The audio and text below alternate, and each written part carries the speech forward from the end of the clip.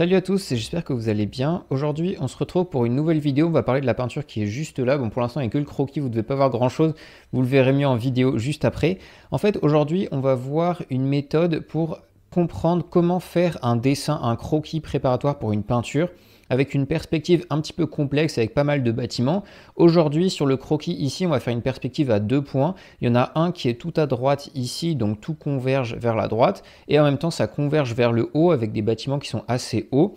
Mais la complexité du dessin ici, c'est que les points de fuite ne sont pas sur la toile, et du coup, il faut trouver des méthodes pour pouvoir dessiner sans ces points de fuite-là, ce qui va beaucoup complexifier tout le processus. En fait, dans le cas d'une peinture où il y a le point de fuite sur la peinture, si une point de fuite à un seul point, par exemple en plein milieu, tout va converger vers le milieu. Du coup, on peut tirer des lignes depuis le centre, le point de fuite au milieu de votre toile, et du coup, ça rend la construction du dessin assez simple parce que du coup, avec une règle, voilà, vous pouvez faire tous les différents traits qui composent vos bâtiments et votre peinture.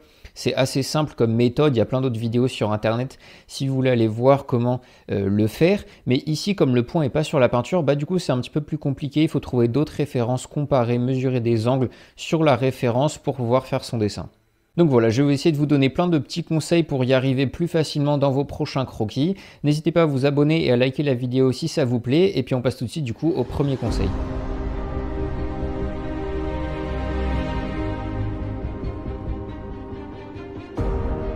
La première chose très importante qu'il faut arriver à mettre en place dans votre peinture comme ça, c'est de fixer un point de repère dont vous êtes sûr. En fait, ici, on part d'une toile qui est complètement blanche et comme vous n'avez pas de point de fuite, vous n'avez pas de repère pour la perspective et c'est ce qui complexifie tout le processus. Donc le premier élément à construire, en fait, c'est un point de repère.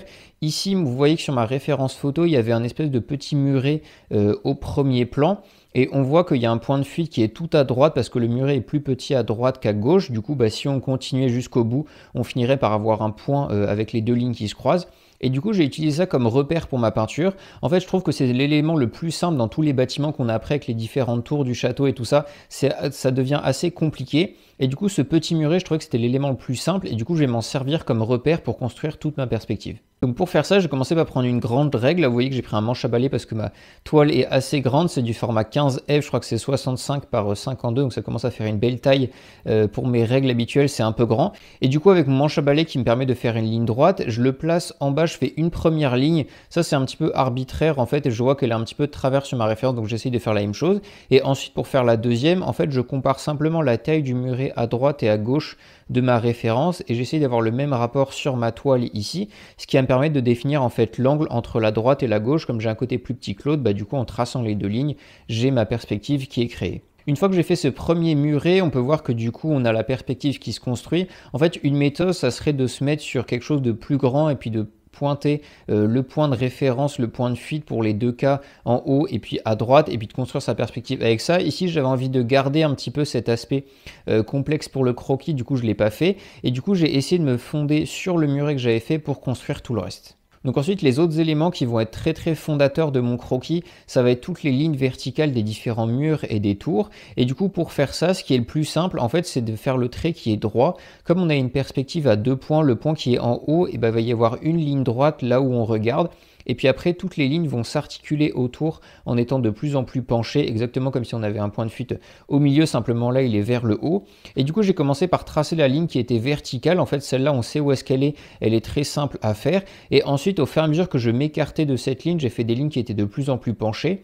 Là, le niveau duquel ils sont penchés, c'est un petit peu arbitraire. Vous pouvez le mesurer sur votre référence si vous voulez avec un angle, mais c'est souvent des angles très très faibles, donc c'est un peu compliqué.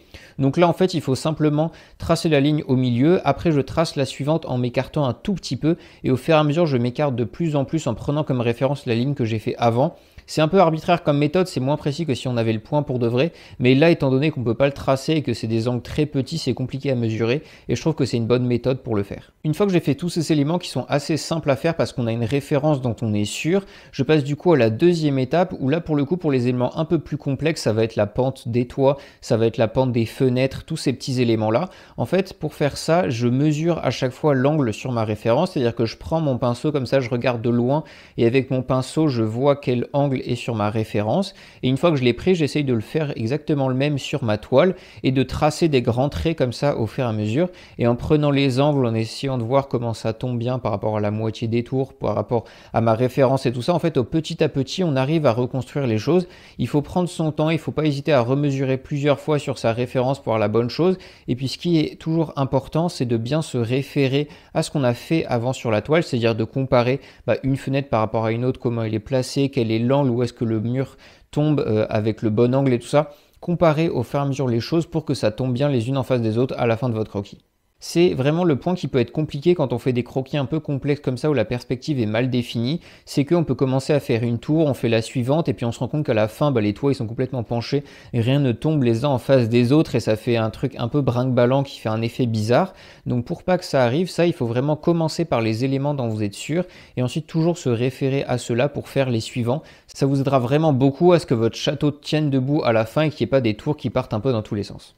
Et puis le troisième élément que j'utilise dans des perspectives un peu complexes comme ça, c'est de vraiment commencer par les choses les plus grandes possibles. Ça revient un petit peu au premier point qui est de commencer par quelque chose dont vous êtes sûr au niveau de la perspective, mais c'est important aussi de commencer par les choses les plus grandes. Vous voyez que j'ai commencé par la ligne qui définissait tout le bas de ma peinture, ensuite j'ai fait les verticales parce que c'est ça ce qui va définir la géométrie de mon château, ensuite j'ai commencé par faire les toits, et puis à la toute fin je vais m'amuser à faire les fenêtres ou ce genre de petites choses qui sont vraiment anecdotiques parce que ce qui est important c'est l'angle des murs les uns par rapport aux autres. En fait, les fenêtres, ça va permettre de mieux les voir et puis c'est des petits détails sympas, mais c'est vraiment pas ça qui va construire ma peinture. Et puis ça va se retrouver aussi quand je vais passer en couleur mon croquis, c'est-à-dire que je vais commencer par faire des grands aplats de peinture sur les différents murs avec les différentes teintes suivant s'ils sont au soleil ou à l'ombre. Et puis dans un deuxième temps, une fois que cette première partie-là sera sûre, je vais pouvoir m'amuser peut-être à dessiner quelques petits pavés, à faire de la végétation, plein de petits détails et des tuiles, mais ça c'est vraiment dans un second temps, une fois que la première partie est vraiment sûre. En fait, dans le croquis, c'est exactement pareil. Il faut d'abord construire des bases solides pour ensuite vous amuser à faire tous les petits détails dessus. Mais si vous faites des détails sur quelque chose qui ne tient pas debout, en fait, la fin sera quand même bizarre. Donc voilà, petite vidéo rapide sur le croquis. C'est pas forcément très compliqué. C'est pareil, c'est de l'entraînement. Il faut commencer par s'entraîner avec des perspectives où les points sont clairement définis sur votre peinture parce que c'est plus simple. Vous pouvez tracer des droites avec ça et ce sera plus facile à mettre en place. Et puis une fois que vous êtes suffisamment à l'aise avec ça, avec la perspective à 1, 2, peut-être 3 points ou plus, et ensuite vous pouvez vous amuser à faire des croquis comme ça. En fait, dans la vraie vie, on va rarement voir les points de fuite, à part si vous avez une allée d'arbres vraiment toute droite avec un point à la fin. En fait, souvent, on ne les voit pas quand on fait une maison ou quelque chose comme ça, mais c'est important de les avoir en tête, de savoir où est-ce qu'ils se placent, parce que c'est grâce à ça que vous saurez comment placer la pente d'un toit ou d'une fenêtre et les murs les uns par rapport aux autres dans la vraie vie. Après, forcément, comme je vous disais, comme on n'a pas le point de fuite, ça complexifie la vision des choses. On est sans repère au début, donc il faut s'en créer, comme je vous ai dit, avec des éléments dont on est sûr. Et puis après, essayer de construire le reste autour de ce que vous avez fait au début. Donc voilà, j'espère que cette petite vidéo vous a plu sur les croquis. J'espère que ça vous aidera à faire vos prochains croquis architecturaux ou autres quand c'est des perspectives complexes et que vous avez moins de repères que d'habitude. N'hésitez pas à liker la vidéo et à vous abonner. Et puis on se retrouve bientôt pour passer du coup à la couleur. Portez-vous bien, peignez bien et à la prochaine.